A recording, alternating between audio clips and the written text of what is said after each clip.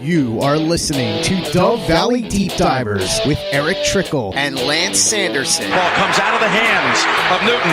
It's on the ground, picked up by T.J. Ward at the 4-yard line. Vaughn Miller did it again. On Overtime Media. And it looks like we are live. Mile high hello, everybody in Broncos country, and welcome into another episode of the Dove Valley Deep Divers podcast. I'm your host, Lance Sanderson, and joining me, as always, is my good friend and colleague. He is your Denver Broncos insider, the one and only Erick Trickel. Erick, what's going on, man? How was your week this week? It was actually really good. I got around to watching Hamilton. That's super hyped up on Disney Plus and everything. Their Broadway play. Absolutely fantastic. Really enjoyed it. Super good. So many talented people in that show. I really walk away wishing that they would do that with more Broadway shows and stuff like that. It's just awesome to see. Obviously, live is probably a little bit better, but I'm not going to make it to New York or anywhere to go see it live, so let me have it that way. Other than that, week's been really good. Spending time with the family. It's been pretty nice here a little bit, but one thing I am worried about is that dip netting actually just started here, and when dip netting starts, the craziness starts. Okay. So explain to everybody what dip netting is, just first and foremost. I know a little bit about it, but go ahead and give us what is dip netting exactly? You have a net at the end of a pole that you stick in the river and hope to catch salmon. So is the salmon run getting going pretty good right now then? It's supposed to be a really good year. I don't know how it's been so far with other types of fishing that you're able to do. But yeah, I've heard that's supposed to be really good. I'm going out, not this upcoming Sunday, but the following Sunday. My in-laws are going to be down. Well, one of them's coming down on Tuesday, and then the other one's coming down next Thursday. So we're going to be probably spend a little bit of time with them dip netting and everything. But yeah, we're super excited for it. Ready to have some salmon. Haven't gone dip netting and didn't go dip netting last year. So just excited to get back out there. I'm going out on the boat. I'm not going to be standing in the river and everything holding that net. I'm being smart. A boat's the best way to go. I've never been. I can honestly say I've never been. I haven't been fishing in a long time, actually. We were supposed to go fishing when I went down to Wheatland this last time to go see my folks and to kind of hang out with those guys. I was supposed to go try to catch some walleye, and we never actually got a chance to go. Just too many people around, and with Samantha being tired and everything like that. We're 19 days away today from having a baby here. So with everything going on with that, it was just we couldn't get a chance to go out and go fishing. But I mean, it is what it is. Yeah. So. Well, I mean, every July is dip netting. Typically towards at least the end of the month. It's typically always the 31st. Sometimes they'll extend it a little bit. But yeah, come up some July. I'm definitely sure that I can get you on my buddy's boat and everything like that. And I mean, even possibly get you out and go halibut fishing, which is real fishing. Hey, now that's what I'm talking about. My cousin and my uncle went a couple of years ago, and they went and caught a whole bunch of. They caught rockfish. They caught red something. I can't remember exactly what it is. And my cousin caught it, and the guy that took him out said, if you catch a fish like that, it's a very lucky thing. And like they're very rare, they're very hard to catch. So I don't know. They said it was going to be a good fishing day because you caught that. So yeah. I'm kind of intrigued to see how all that turns out. I'd love to get up there in Alaska and to meet Chelsea and meet everybody and say hello and hang out, have a barbecue and stuff like that. It'd be great. Yeah, of course, man. I'm always inviting you guys up here. Yeah. It's right now with everything in the world right now, it's kind of hard to be able to do that. But at the same time, as soon as everything kind of clears up and we can start traveling again, I'm definitely about it. I need to get up that way. I've always wanted to go to Alaska, and to go where you're at, it seems like it's pretty up that way. Pretty beautiful. Or is that the way I should say that? Yeah, it is. On that note, though, I find it super funny that a good friend of the show, Luke Polglaze, I've been trying to get him up here again. Yeah. He's the godfather to my daughter and everything like that. It's been 3 years since he's seen her. And I've been trying to get him up here, so I was joking around. I was looking at tickets, and normally tickets for him to fly up here are like upwards of $1,000. Tickets right now, $384. Like, yeah, let's go. But then you have to sit there and you have to get tested before you come up here, or you have to sit there and, I don't want to say the word, but stay off by yourself, I guess would be a good way to put it. Try and get around the censorship a little bit. But I just find it ironic that it takes what's going on in the world to get ticket prices to where I can actually afford tickets. You're not wrong. All right, well, guys, this is the Dove Valley Deep Divers podcast. Enough about trips to Alaska and dreaming about salmon fishing. Today, guys, we have a very fun episode for you guys. This is the Overtime Podcast Network. going based on a conversation that Eric and I had a little bit later of last week's super long episode. We apologize for that. But the techniques on the defensive line, what do they mean? And where are these guys going to line up? We're also going to break down which Broncos players fit best inside each and every one of these techniques. And there's some guys that are going to line up in multiple different areas. Eric, go ahead. And I just want to say is actually the reason why we're getting to this conversation was I think actually some questions from Charlie Beagle. Okay. In the chat, I think is who it was. So Charlie, if it was you, I can't remember for sure if it was. Pretty sure it was. But yeah, you're the reason for tonight's topic. Yeah, awesome. You know what? We love to engage with the fans and try to teach everybody. I'm going to learn a little bit of some new stuff here as well, especially because, we do have the resident draft king. And guys, Eric does a lot of film work, and he does amazing film work, does good film pieces for milehighhuddle.com. Go check those out whenever you get a chance to. Every now and again, we'll get some stuff. I would like to do some stuff as well here soon. But anyways, a couple matters of business before we get started here. First and foremost, guys, make sure you're following the show on Twitter. If you have a Twitter account, make sure you follow us at a DVDD_pod. It's the easiest way to keep your fingers on the pulse of what is going on with the show. You guys can follow me at Sanderson MHH and for Eric at Erick Trickel as well. Also, follow at Mile High Huddle for instant Broncos news, breaking news and analysis, film articles, opinion pieces, just anything Broncos related, you're going to find it there. It's also the easiest way to keep up with what's going on at milehighhuddle.com with the Huddle Up podcast, Building the Broncos, Mile High Insiders, as well as Dove Valley Deep Divers as well. Also, if you guys are financially able to do so, head on over to huddleuppod.com, get your merch. That's the merch booth. Get yourself a hat. Get yourself a T-shirt. Do whatever you got to do to help to support the show in that aspect. And if you can't do so, the three easiest ways to support the show are, 1, subscribe wherever you are watching, whether it's on Facebook, whether it's on YouTube, Twitter, Twitch, anything like that. Subscribe to Mile High Huddle. Like every video that you guys see. And then if you love what we're doing, share it. Share it out to as many Broncos fans as you possibly can, because that's the easiest way to get this following just a little bit bigger. And we're growing exponentially, especially on YouTube right now. So real quick before we get into this, I just wanted to drop in here and say, happy birthday, Sean. We won't sing your happy birthday. We would like you to keep your hearing. And have a great birthday, man. Yeah, Sean comes in and says, congratulations, been following DVDD since the start of it. Happy birthday to you, Sean. We appreciate your support, man. And you're a new name in this. I haven't seen your name on the comment stream very often. So speaking of the comment stream, let's go say hello to everybody. Stu McPeak, what's up, Zeus? How we doing, buddy? Talon coming in here. Robert Caslow, James Campbell, Bawana obviously doing his thing behind the scenes. Duke, hey, what's up, Duke? How you doing, buddy? Charlie Beagle as well.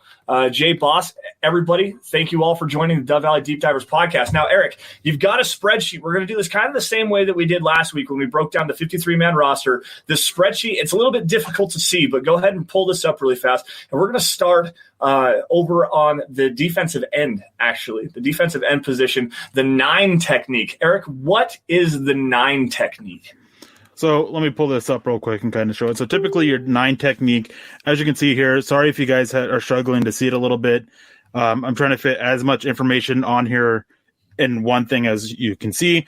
And obviously, as you can see, we're only going to cover one side of this. So from basically the 9 technique to the 0 technique we'll just go from like left to the inside. Basically, because just on the other side, it's just the same thing, just opposite. Yeah. So no need to cover that. But as you can see here, your 9 technique is typically your defensive lineman. Typically, a wide 9 is another term for it. A lot of times you see them in a 2-point stance. Now, a 2-point stance is basically you're just on their feet. There's no hand in the dirt. That's what you typically see it in a 3-4. One of the more recent names that I can think of as your wide 9 was Vinny Curry back when he was first with the Philadelphia Eagles. He was a wide 9. I'm trying to think of anybody with the Broncos. I can't think of anyone off the top of my head. Typically with the Broncos, what we see is every once in a while we'll see a 6 technique and a 7 technique, but not really wide 9s. Von Miller on occasion winds up as a wide 9, but not all that often.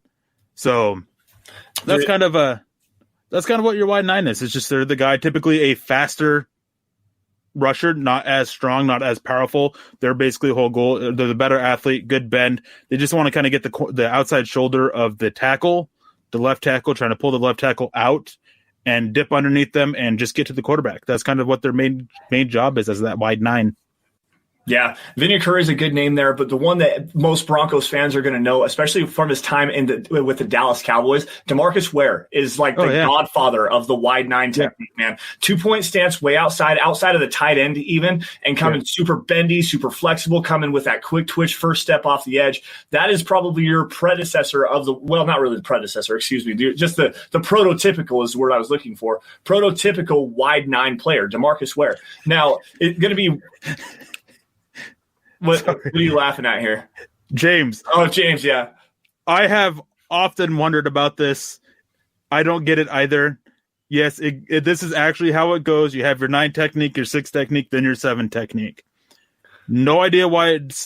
First of all, I don't know why 8 skipped, and I don't know why it goes 9-6-7 instead of 9-7-6.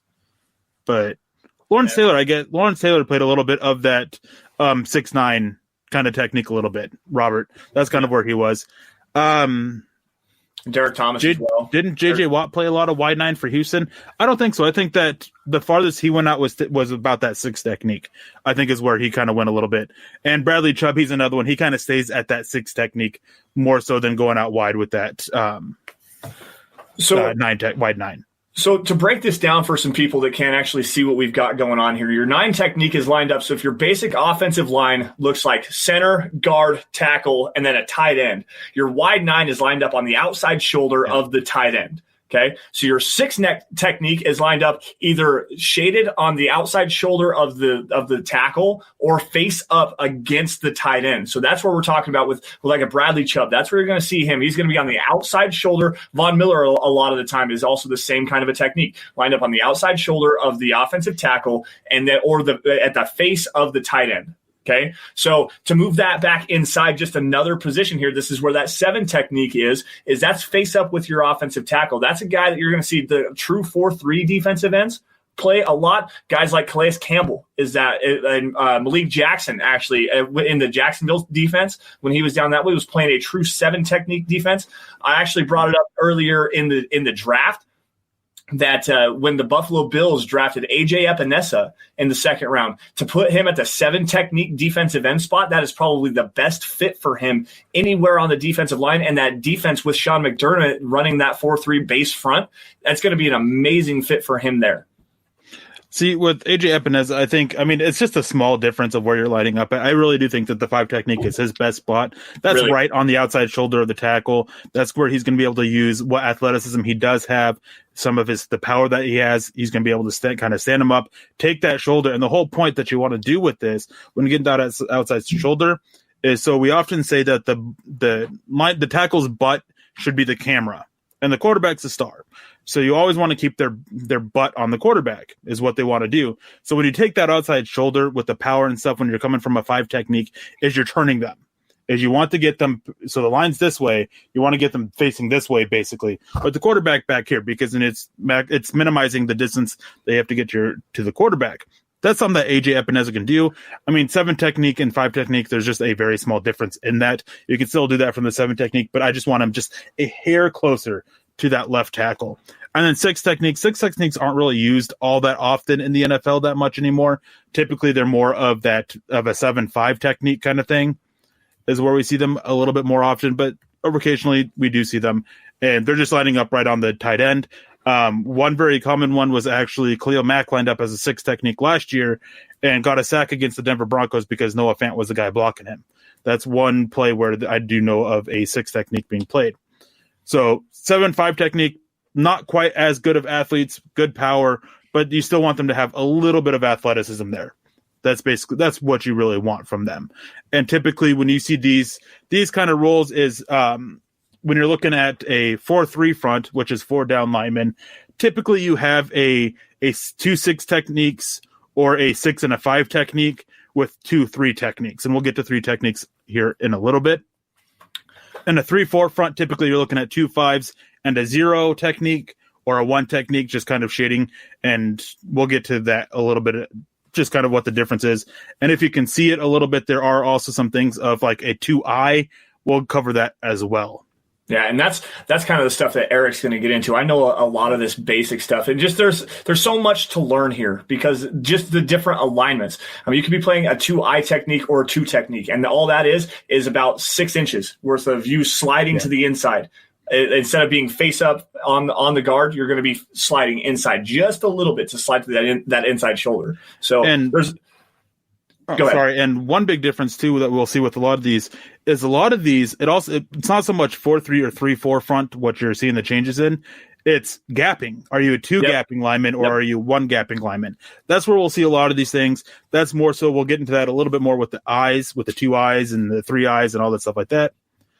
We'll kind of get to that a little bit more once we get to that about how the gap assignment of it.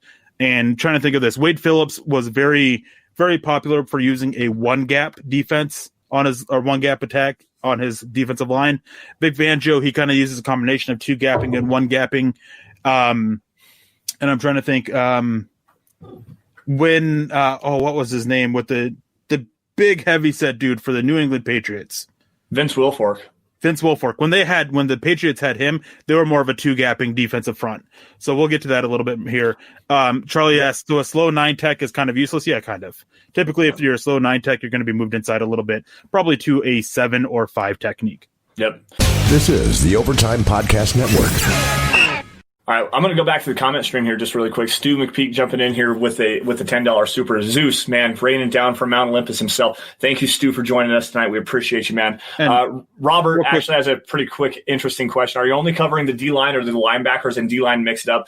Yes, they do, but really this is defensive line techniques. Outside linebackers, you could call it, and that's that, DeMarcus Ware, outside linebacker to 3-4, Von Miller as well. Like that's where you're seeing your 9 techniques there. This is really specifically the defensive line and how these guys are lining up. So it is really more that than a combination. I mean, you can, if you move this back a little bit, you can do alignments with the linebackers as well, where they're supposed to line up, face up in the A gap, face up in the B gap, stuff like that, where the defensive focus is lining up at, like what's the strong side of the field, how the linebackers shift what the defensive line is trying to do up on the front to control, make sure that there's no open gaps for the running plays and stuff like that. So, but yeah, this is specifically defensive line. And then also, Robert, with another question here, where did Simon Fletcher fit?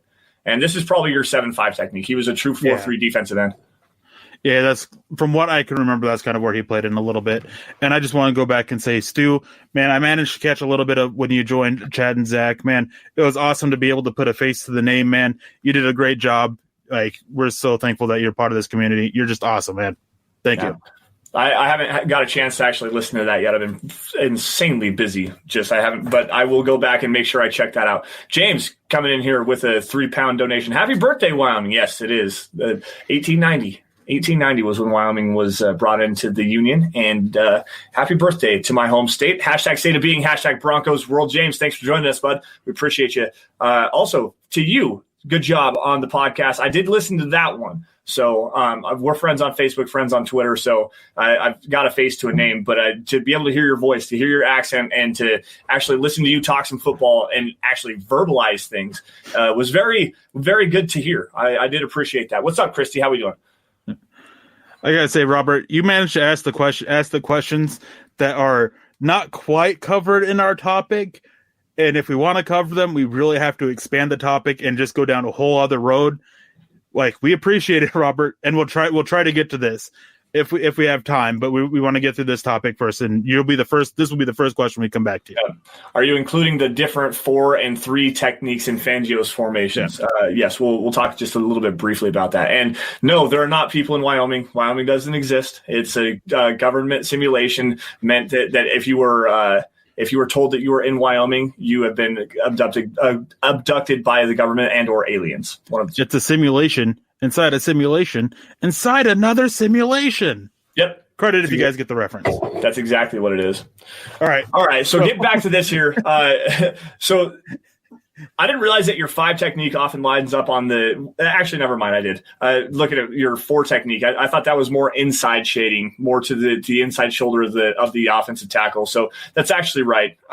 Looking at this here, 4 and your 3-eye technique. What are you looking at here? This is your B gap between the guard and the tackle. We're moving from left to right here. So this would be between left tackle and left guard. Your 3 technique is pretty much splitting that, facing up in the B gap, and that's where he's going to be at. Your 4-eye your 4-eye technique is going to be inside shade of the tackle, and then your 3-eye technique is going to be outside shoulder of the left guard. So that's your 4 and 3 technique. Guys that you're going to see play this year, probably a lot of Jarrell Casey is going to play a lot of that 4 technique. He's going to play some 5 technique as well. So basically, the easiest way to explain it is this is your left tackle. Here's your defensive lines. The one on the outside shoulder will say this is the outside shoulder. That's your 5 tech. This is your 4 tech. This is your 4-eye. All the eye basically signifies is that it's the inside shoulder of who you're lined up against. That's really all the eye is. The most prominent one that we've seen in Broncos over the years has been Derek Wolfe. This was exactly what he did.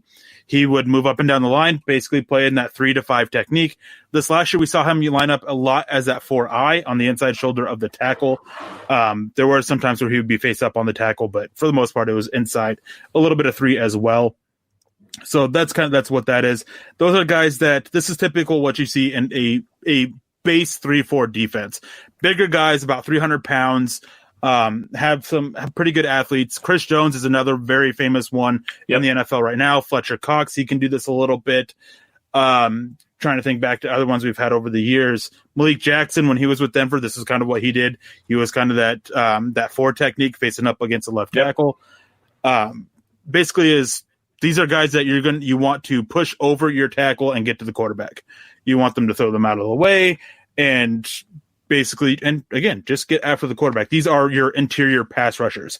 Now, your 3 technique can be considered your UT, your under tackle, if they are on the right side of facing off against the right side of the offensive line. For some reason, it's escaped me what happens to be on the other side, but they basically do a little bit of the same thing. And one big difference getting into this is when you get to gapping. Now, typically, if you are shooting a one gap scheme, we'll cover this first.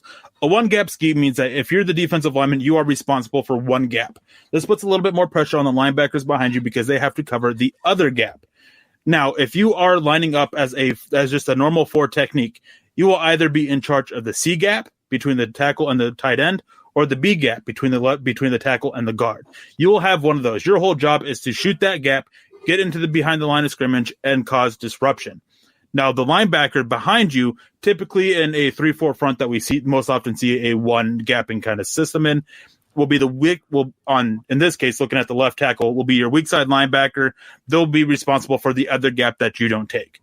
Now, if you are, I should actually clear up something. I spoke incorrectly. You're not typically a 4 technique. Typically, if you are shooting a 1 gap, you will be lined up as your 5 technique or your 4-eye technique. And it kind of gives away what gap you're shooting, because if you're lined up as the 4-eye, you're going to be shooting the B gap. If you're lined up as the 5 technique, you're going to be shooting the C gap. Sorry, I just wanted to clarify that. And then for your 4 technique, that's typically where you see your 2 gapping kind of system come in. Now, 2 gapping, if you can't get there, is a guy that you're going to be in charge of the C gap and the B gap. This allows your linebackers to roam free a little bit more often and just kind of chase and basically see ball, go get ball. You're to hold the tackle. You're trying to not let them get off to go block the linebacker. That is not what you want. If that happens, you have failed.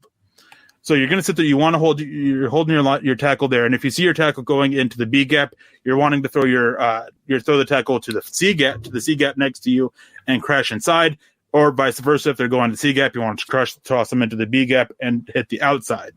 Now that's the difference with that, and yeah, that's the difference between your gaps. And another thing is, when you kind of see the shading into the outside shoulders or the inside shoulders kind of lining up, basically where we have it into the gaps, that's more so for 1 gapping stuff. Typically 2 gapping stuff is lined up faced off against the offensive lineman that you're in front. So typically two gappers, you're lined up head on, and then if you're one gapping, you're kind of shaded off.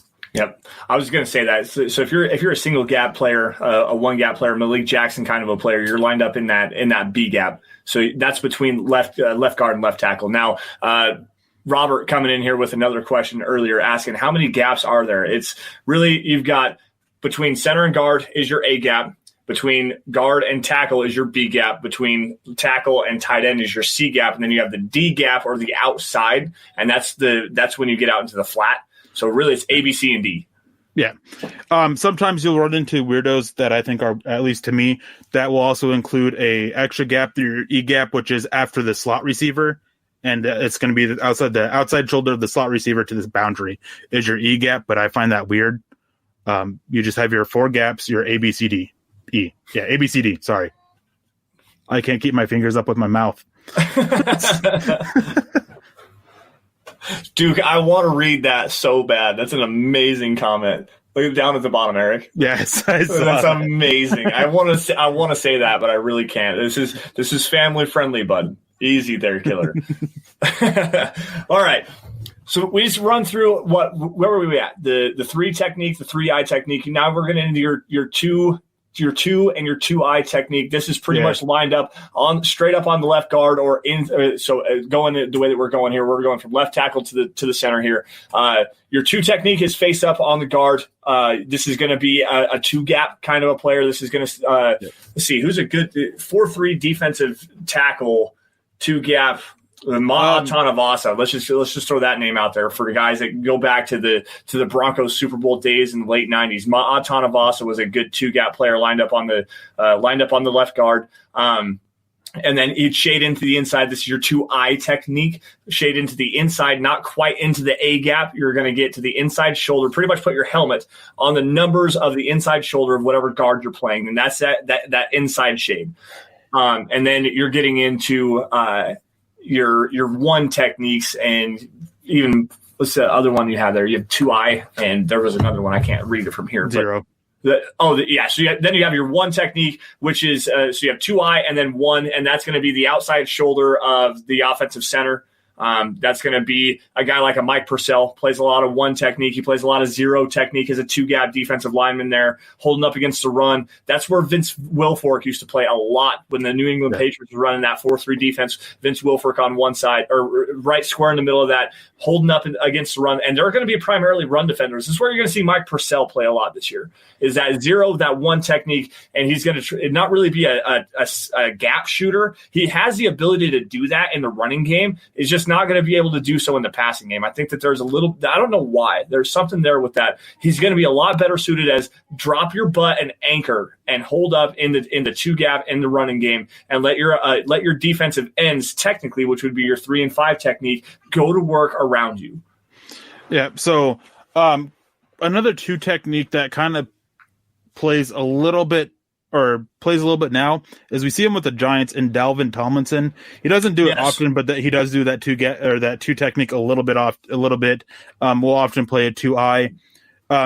Typically when you see a 4-3 front, your 2 techniques are one of your tackles. So you kind of have a 7 or 5 technique, then you have your 2 technique, then you have your typically a 3 technique, and then again another 5 or 7.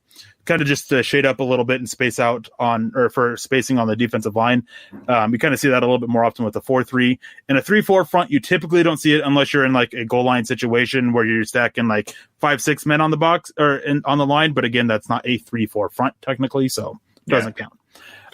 Now getting to this is, there's actually a huge difference again between a 0 technique and a 1 technique, and typically it often goes back to that 1 gapping or 2 gapping. Now, Terrence Knighton, when he was with the Broncos, he did a lot of 1 gapping. He shot the gap and he caused havoc. I mean, that's what he's known for, is all the plays that he disrupted and everything because he was able to shoot through the gap. Yep. And that's what he did. He was that 0 technique. When he was asked to be, or he was that 1 technique. When he was asked to be that 0 technique, that's where you get a little bit more 2 gapping. He didn't look quite as good. Now, 0 gapping this is Mike Purcell. I mean, he does this so well. This is why he will make the roster, is because what he can do as a 0 technique. He can take that center, hold that center still, And then when it comes time to shoot either of the A-gaps on either side of the shoulder of the center, he can toss that center and get behind the line of scrimmage and bring down the ball carrier, or at least make the ball carrier adjust and run into more Broncos defenders. That is what he does so well. That is your typical nose tackle. There's not anyone else on the Broncos roster who can really do that outside of a few moments here and there.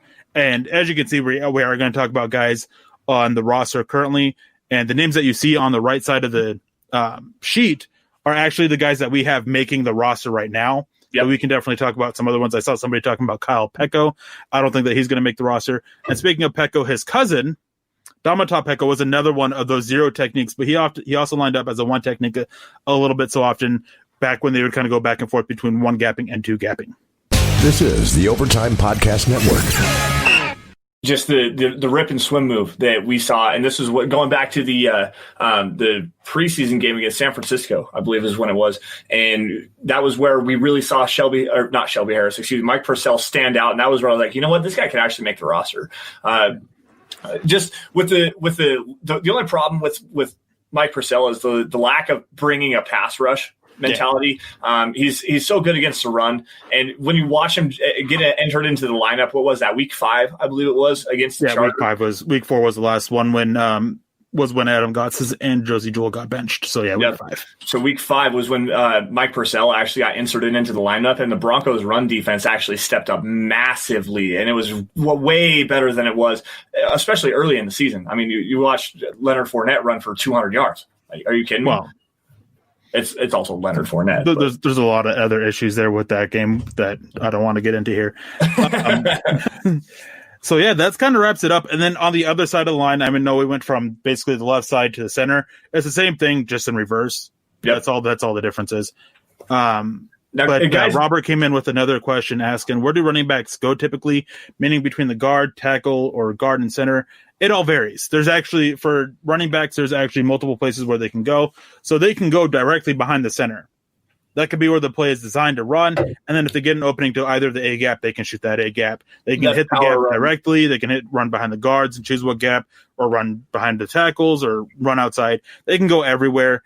And it just kind of varies from running back to running back, because some backs don't run to the outside as well. So you typically see them hitting the B or A gap.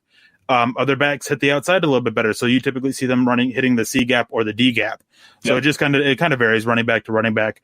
Philip Lindsay does a little bit better hitting the B and C gaps. Royce Freeman did a little bit better hitting the B and A gaps, and then Melvin Gordon does a little bit better hitting the C and the D gaps. Yeah.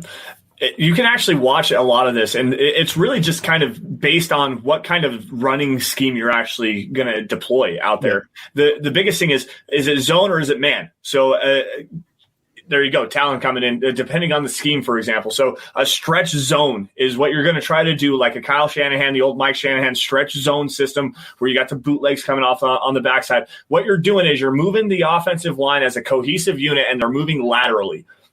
And you're giving you're actually going to have your backside left tackle and your backside left guard cut the backside, the B gap defender and the A gap defender. They're going to cut them down and dive at their legs and get them down to the ground. That's actually illegal now. But so the front side of the offensive line, let's say we're moving to the right here. And so Terrell Davis is going to run. And what his goal is to get to the edge. And he's going to get to that C gap between the right tackle and the tight end. And he's going to try to push that hole.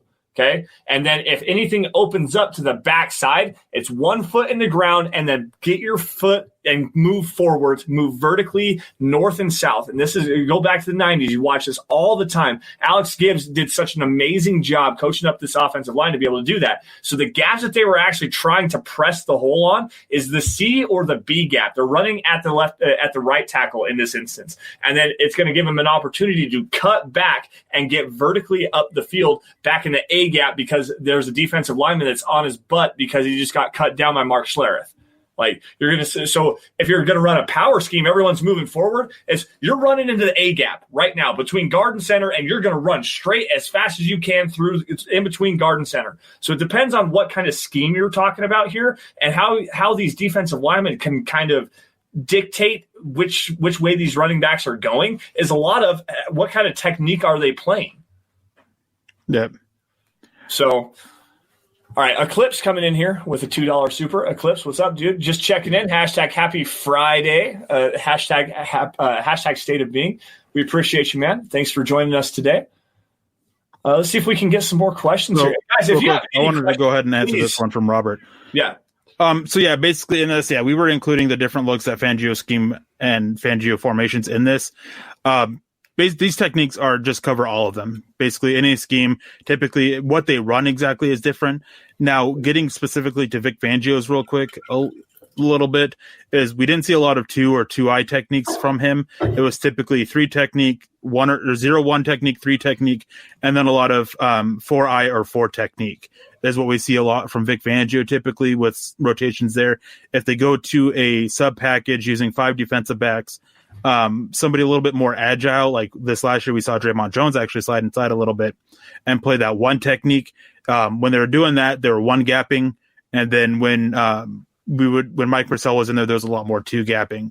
So we did include the differences in there. We just didn't really cover it like very clearly, I guess would be the way to put it. Yeah, it would have been a lot easier if we could have got together a little bit before this. I've just been so busy. We haven't got a chance to really break down and get a good spreadsheet and an outline. To do an outline on something like this where we could break it down and go into a lot more detail. Guys, if you have any questions about any of this, feel free to hit us up like right now. Get your questions in immediately. We can answer anything you guys want. If you guys don't have an opportunity, if you're listening to this podcast after the fact as just a podcast, hit us up on Twitter, on Facebook. You guys shoot us a message. We will answer any questions you guys want to have. Robert coming in here. What is the difference between a cut and a chop block? Okay, so this is actually pretty easy question to answer. A cut block is a single offensive lineman who is what you're doing is you're essentially diving at a player's legs. You dive at their legs, you dive at their knees, and you try to wash them out and trip them over. Now, if you do it legally, a cut block is 100% okay. You can do it any game and it doesn't matter. A chop block is different. And this is where you got to see a lot of interesting penalties, a lot of really bad knee injuries, especially in the late 90s, early 2000s. Go back especially before then. What you get there is you have an offensive lineman who is already engaged up above the waist, and they're blocking a defensive lineman. And then another offensive lineman comes in and takes out the knees of that same defensive lineman that's already blocked. That is a chop block. It's a personal foul and a 15-yard penalty. It's a very severe way to hurt somebody badly. You got to see a lot of that. There's actually another way you can chop block too, and that's backside pursuit. You see this. I saw this with I can't remember who it was. It was one of the Broncos offensive linemen, and he dropped just straight down to his knees. And backside pursuit, as if a guy's running, and in backside pursuit, runs and hits this offensive lineman that's dropped down to his knees on all 4 and trips over him. It's a clipping penalty, a tripping penalty, but it's also another way of achieving a chop block, especially if the guy's engaged. Yeah. So getting onto this, Andy Rock came in, because we don't want to ignore everybody on Facebook. He says, "Hey, Eric, are you scouting just the Broncos or all other teams?" I typically just scout in terms of NFL teams, just the Broncos.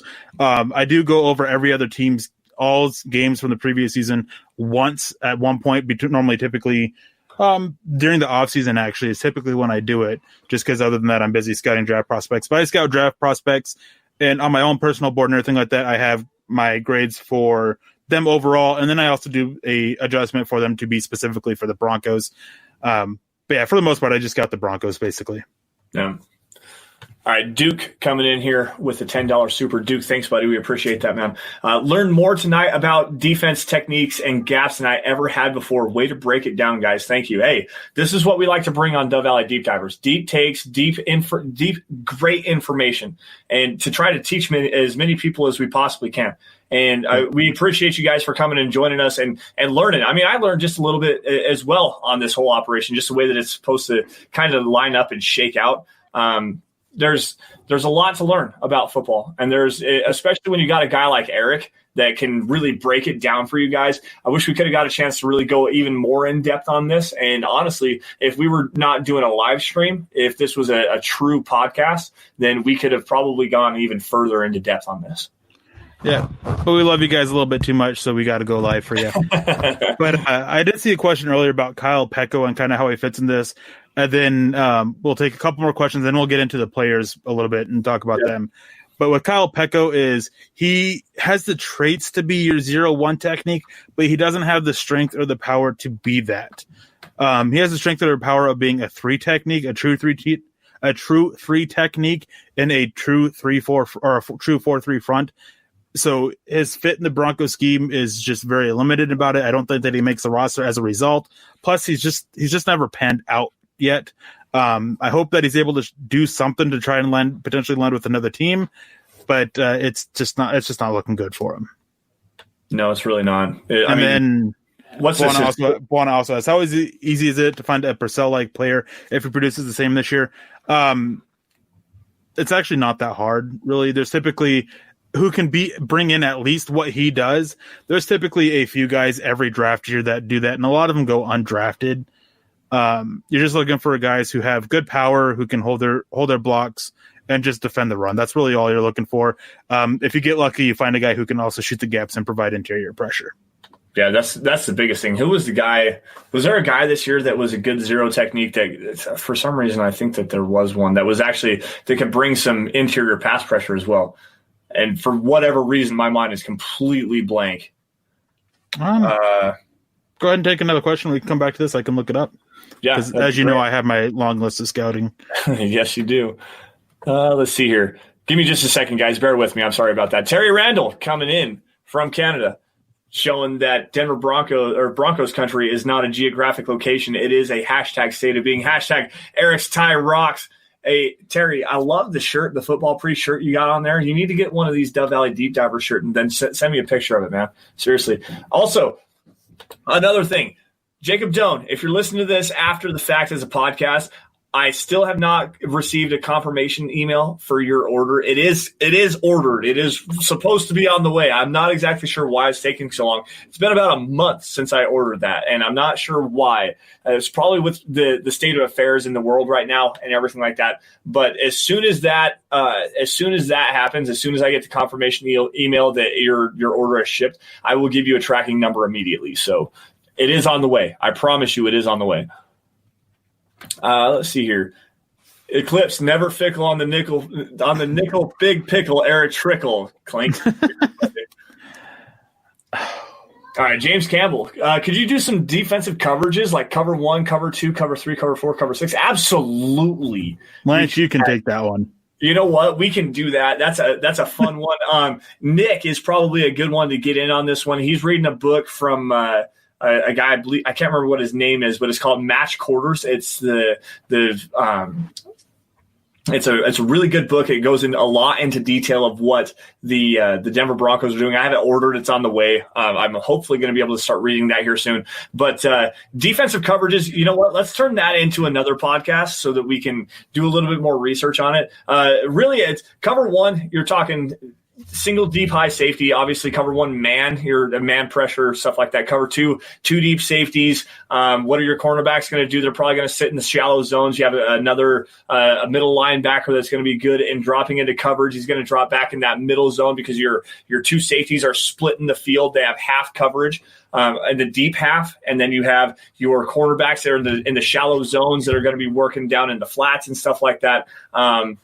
There's so many different variations of that. The Tampa 2 defense is straight true cover 2. You've got cover 4 that's quarter the field and it's essentially a man defense, but you have to realize where the zone passes off. So you've got right at the numbers is one zone, and then you've got the middle of the field, the next numbers, and then the boundaries. That's how you line up those zones. Really a man defense is straight backwards. There's not a whole lot of moving around. As soon as somebody crosses into the zone, you got to be able to pass off. Big communication. Cover 3, you've got 3 deep zone, single high safety, then 2 outside cornerbacks, another cornerback or another safety is going to be roaming inside the box where the linebackers play. I mean, there's so many different ways you can break this down. You got cover 6 as well, where you've got got a single high safety running one half, and you've got a slot cornerback or a nickel defensive back, and you've got an outside cornerback running the boundary where they cut that. So they cut that at the numbers to split that into their what your linebackers are doing underneath that, going into the flats to make sure everything's covered. Like, it's so much fun to talk about defensive coverages. I played cornerback in high school, so I know a little bit about this kind of stuff. So I'm very interested in breaking this down a little bit more in depth for you guys. That is something that definitely we can do. Lance could definitely take the lead on that. Coverages is one thing that I struggle with. It's one thing I constantly struggle with, coverages and keeping what's the different things in place. That's the one thing. The stuff on the offensive line, the defensive line, that's where I specialize at in doing that. That's why talking about the technique and everything for the offensive line, for the defensive line, why it's so easy and natural for me. But coverages, once you get farther away from the ball, it's like, ugh. And Charlie, they're called Funko Pops. What, didn't JJ Watt play? We answered this question. I'm not sure how that got up here. Let's see here. We're going to go to the comment stream here, guys, and see what we've got here. Apologies, guys. Let me go through this real quick. fast. Let's get to these players for Yeah, that's actually a great idea. Let's get to the players here. Now, Jarrell Casey, Eric, you have it listed out on this, and I'm going to read this off for you just for the guys listening after the fact. Jarrell Casey, going back to defensive line techniques, this is a guy that's probably going to be able to play all over the defensive line. First and foremost, he can play. I've watched some highlight films of him and watched him over the last couple of years, especially. I mean, 5-time Pro Bowl player, a great interior pass rusher. But it's not just on the interior. The guy can stand up on a 2-point stance and play out on that 7 or 6 technique as well. One year he got a sack as a wide 9. Yeah, he did get a sack as a wide 9. In fact, he actually got a sack against Lamar Jackson lined up in a 6 technique last year. Yep. So Jarrell Casey can play all of your line. That's why he's basically every single technique. No 2 technique because, as I said, it's not really that utilized in the Vic Fangio defense. That's more standard 4-3 stuff. 6 technique, that should be on there. I don't think that we'll see much of him as a 9 technique. So I didn't want to throw that on there. And I kind of don't think we'll see much of a 6 technique. I think for the most part, it'll kind of be that 0 to 5 technique that we'll see him at. Shelby Harris, we saw last year that he can't play that 0-1 technique. Even when he is one gapping, he still struggles with it. So not expecting him to see him any there. So he's kind of that standard 3-4 base defensive end as that 3-4-5 technique, which I had the biggest issue of this. This is the whole reason why I threw the T's on here. Is because I put in 3-4-5, and I kept saying March 4th, 2005. Really frustrating me. I didn't want to take the time to figure it because I was kind of rushing through it before we went live. So that's why the T's are there.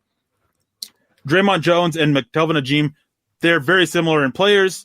Last year we saw Draymond Jones move inside as a 0-1 technique, more so 1 technique than 0, but there were a few snaps as a true nose tackle, I guess would be the way to put it.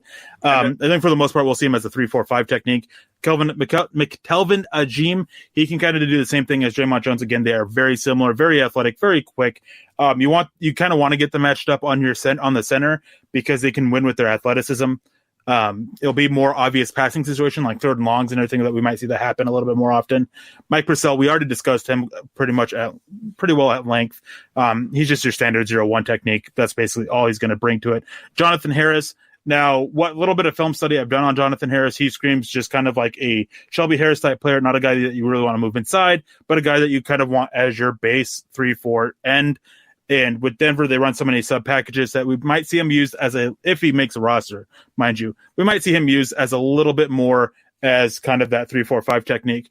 And Christian Covington will make the team as a 3-tech over Harris. That's definitely plausible. That is when we made the roster on the things last week. That was a big conversation that Lance and I had. We kept going back and forth about Jonathan Harris and Christian Covington.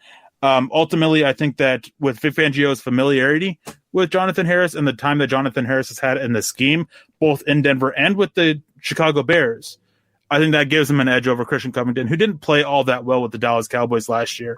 So that was one reason we went to that.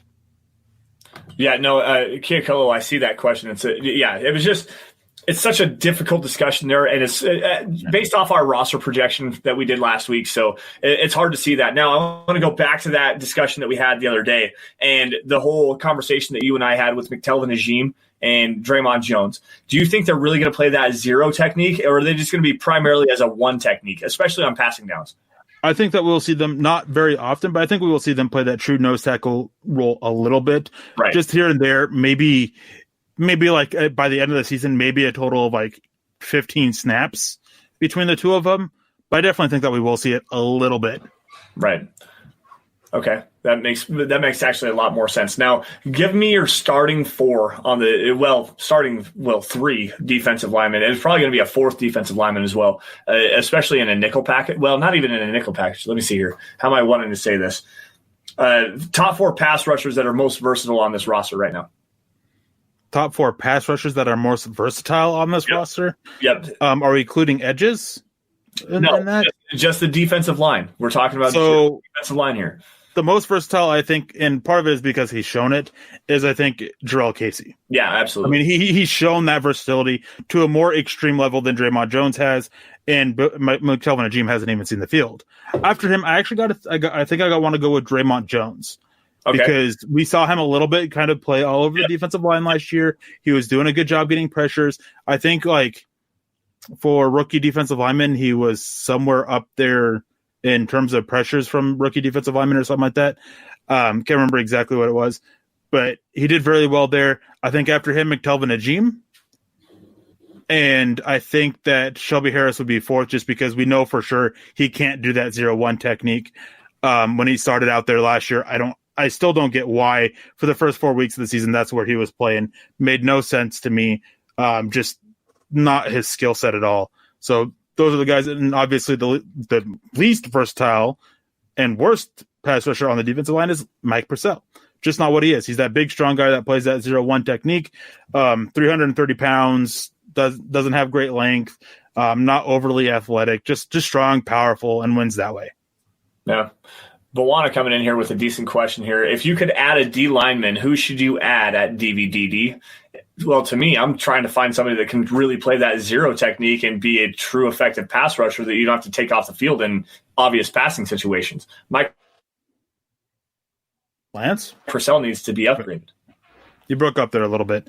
I can't say. Did you lose me? Oh, yeah, we lost you for a little bit there. I can't say I disagree with really. If I'm looking to upgrading this defensive line, I mean, obviously Aaron Donald, obviously Chris Jones, Fletcher Cox, like those are just such talented players that's what you got to look for. I mean, you can't really pass that up. But Denver's got to upgrade their ability to get pressure from the 0-1 technique. Trying to think of who the guy is that does such a good job of it now in the NFL. Plays in the NFC. Can't think of his name, but plays that 0-1 technique. He does such a good job at it. Fletcher Cox does a really good job playing 0-1. He's probably better as a 3-4 technique. Gerald McCoy would have been a pretty decent one as a 3-4-5 technique. Yeah. Trying to think of just somebody who plays the 0-1 because you don't really see that. If he bounces back, Starlet Alele with the Buffalo Bills, there you go. He'd be a good 0-1 technique if he was able to bounce back. Yep, absolutely. Eclipse Stormborn, I'd bring back Danny Trevathan. I mean, if we could get Danny Trevathan to play at the 2015 level, then you're absolutely correct. I'd love him in coverage in this defense. Yeah. All right, let's see here. Let's go to the comment stream here, guys. We're going to cut this down here just a little bit. If you guys have any questions about, like I said, if you have any questions about what we're talking about tonight, hit us up on Twitter. You can find me at Sanderson MHH, and for Eric at Erick Trickel. Notice the CK in Eric and the EL in Trickel when you do that. See here. There was an interesting one here. Purcell is a little undersized as a 3. No, Purcell is perfectly oversized as a 3. Yeah. He would three techniques typically with your 3 techniques is you typically want them to be about no more than about 310 pounds. So somewhere from 290 to 310. That's where you typically find your 3 techniques about it. And Mike Purcell, he plays almost at 330. That's what he plays at. Andrew Rock Lovato coming in on Facebook. I'm going to pull this really fast. You guys have covered so amazing facts on the defensive side of the ball. Thank you. So who or which 2 defensive players will be in the Pro Bowl? Well, they won't because the team will be in the Super Bowl. Hey, you know what? I appreciate the optimism. Now, to answer the original question, which players are going to be in the Pro Bowl? Obviously, Von Miller's one. Justin Simmons should definitely be another one. Kareem Jackson's been a snub. Eric, did you know that Kareem Jackson has never made a Pro Bowl? Yeah. Like, that's an amazing fact to me that Kareem Jackson has never played in the Pro Bowl. He's been such a solid player for a long time. I mean, 10 seasons. But when you're playing in a division that has, or in a conference that has Aqib Talib, you know, you got Jalen Ramsey, Marcus Peters has been there, Chris Harris Jr. Like, there's a lot of quality cornerbacks in the AFC for the last decade. But Kareem Jackson has just always been one of those solid players. But I like him for a Pro Bowl this year. I mean, can we give a dark horse and say that Draymond Jones, if he has a breakout season, could Draymond Jones be a good one for the Pro Bowl? Yeah, it's definitely a dark horse. And I would say with Kareem Jackson, I mean, his play in with the Houston Texans was good. It wasn't great. So, I mean, I'm not super shocked that he didn't make it. And then last year he missed time with an injury, and then he got suspended at the end of the season too. So, not surprised that he hasn't made it yet. It was just. Doesn't mean he's bad. I mean, he's a good player. Just not great, I guess would be the way to put it. Yeah, and well, like I said, with the depth and the talent in the AFC at the cornerback position over the last decade, so yeah, you can't just be a good player. You have to be a great player, have a standout season. You know, I wanted to write an article, but I couldn't actually bring myself to do it about how Kareem Jackson was the defensive MVP for the Broncos last season. And I mean, it was a hot take kind of a thing, but definitely hot take. You saw it, though. You saw the palpable leadership that he had when he went out there and made a big play. Everybody rallied around him. And, I mean, the Houston game was so amazing to watch him get that revenge game against it. But, I mean, you watched him fill in the running game, go back to that Week 5 game against the Chargers where he made, 2 or 3 tackles behind the line of scrimmage. He's an amazing blitzer. But then when he was off the field, that defense looked different. There was no tone setter. Kareem Jackson as a tone setter was potentially the MVP of the Broncos defense. And that for that reason alone, I wanted to write that article, but it was just such a hard argument to make. So real quick to answer this question, I think that that not going to list off everybody because I think that the Denver could really have multiple Pro Bowlers on their defense this year if they play up to expectations. I'm going to just pick one who's kind of a dark horse, and Charlie Beagle actually has him in the chat. AJ Johnson, I'm expecting big things out of him this year. He's got the defense down now. He's got got that year under his belt now, and Vic Fangio knows how to use him. He knows what he can and can't do. Last year, there's a little bit of experimentation going on, and not all of it panned out, but they know where to work on and everything. I'm expecting big things out of here. And before we get out of here, there is one more question that I saw from Wannabeast, and he asked about Everson Griffin, about where he would fit. And if you're wanting him here, Buana, you might want to tune out a little bit because adding Everson Griffin just makes no sense. No. So Everson Griffin, he kind of fills that 6'7", 9 technique there that Von Miller, Bradley Chubb kind of play. So I'm not exactly thinking that he doesn't really fit. He's more of a true 4-3 end than 3-4 rush linebacker. Doesn't really fit on the defensive line in a base 3-4 front. Granted, there's a little bit more sub packages being used in Denver now, but it's just with how Vic Fangio runs him, he doesn't really come in and fit very well there. Because then again, I mean, unless you can get him to be that number 3 pass rusher and upgrade over Jeremiah Tauchu, which I highly doubt, I don't think you're getting a guy who was definitely a top 5 pass rusher in the NFL last year. Yeah, no, and he was so underrated too. Like him and Daniil Hunter, both of those guys, extremely underrated in what they do up there in Minnesota. Like seriously, it's amazing to watch. But no, I agree with you, Eric, 100% on that. The 6-7-5 technique, you could probably see Everson Griffin line up on the inside shoulder of the offensive tackle and rush that way, kind of crash that B gap, especially if you got a blitzing Anthony Barr or an Anthony Harris, a guy coming off the edge as like a blitzer, a linebacker, cornerback, maybe even a safety as well. Line him up as that 5 technique and get him on the inside and watch him go to work there. But really, he is that same kind of mold of the Von Miller, Bradley Chubb. He's more of a true 4-3 defensive end. Daniil Hunter is one, though. If you could get him in a Denver uniform, there's a little bit more versatility with him. I think that he could be at least decent. I think he could probably drop back into some coverage. That guy's a freak of an athlete. Yeah, and before we get out of here, I do want to drop this out because we kind of got it. It was a late question, but we got to jump out of here soon, so I kind of want to get to this. Eric, with your picks to make the team, who's your NASCAR package? I'm assuming you mean consist of. It's actually pretty simple. Is Von Miller and Bradley Chubb? Those are going to be your two edge rushers, and then for your down linemen, I'm trusting James Jones and Najim.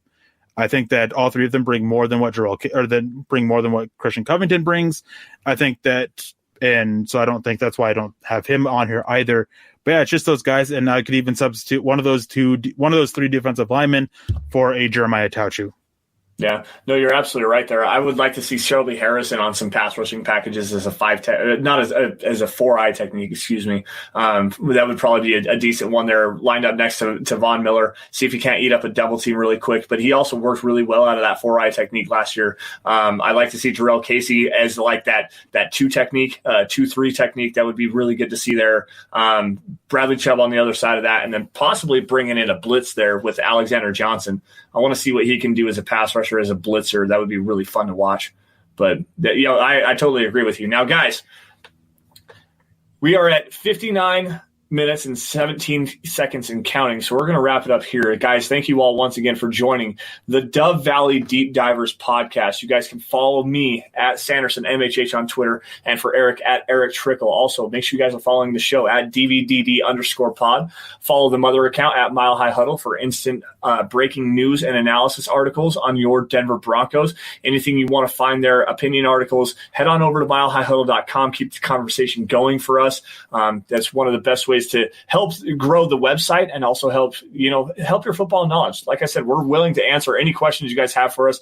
If you follow us, if you hit us up on the website or anything like that, head on over to huddleuppod.com. Get your merch on. Get yourself a hat. Get yourself a t-shirt. There's a coffee cup. You got a face mask, hoodie. There's something for the guys, something for the girls, a little bit of something for everybody out there. I think Mile High Insiders merch is coming here soon as well. And if you guys aren't financially able to do so, the easiest ways that you guys can support the show, subscribe wherever you're watching, Twitch, YouTube, Twitter, Facebook, wherever that might be. Like every video that you guys see, and if you love it, share it. Share it to everyone in Broncos country. Get as many eyes on our content as much as possible. Now, Eric, before we get out of here, any last words?